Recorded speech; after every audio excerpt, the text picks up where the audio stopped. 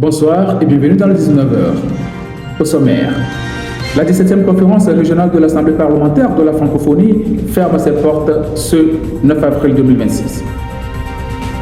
Saison pluvieuse, le vécu de certaines populations de la ville de Lomé. La conférence régionale de l'Assemblée parlementaire de la francophonie a ouvert ses portes ce 7 avril 2026.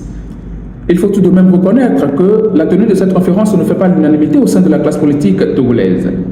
Si pour les tenants du pouvoir, cette conférence montre la stabilité politique que le Togo est en train de vivre, pour les tenants du pouvoir, à l'instar de Dama Diamago, député à l'Assemblée nationale, qui a d'ailleurs boycotté les travaux de cette conférence, c'est une forfaiture qu'est en train de commettre la francophonie.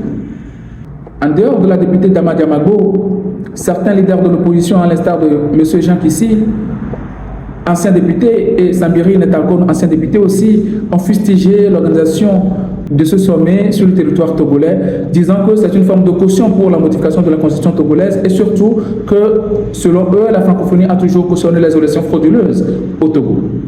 Si certains leaders de la classe politique togolaise, à l'instar de Dama Diamago, M. Jean Kissi, Sambiri Netargon et bien d'autres ont pu se prononcer, il faut tout de même reconnaître que certains leaders se sont tus, à l'instar de l'ANC, d'FDR, de l'ADI, qui est aussi un parti parlementaire.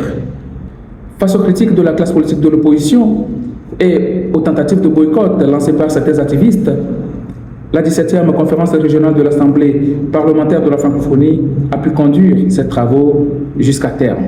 Après la pluie, le beau temps. Mais dans certains quartiers du Grand Lomé, après la pluie, c'est la désolation, c'est la frustration, c'est des lamentations. Malgré les mesures prises par le gouvernement mettant à place les grands bassins de rétention afin de juguler le problème de l'inondation, les périodes de pluie sont toujours inquiétantes pour les populations togolaises, surtout celles du Grand Lomé. Regardez par vous-même certaines images recueillies après les dernières pluies.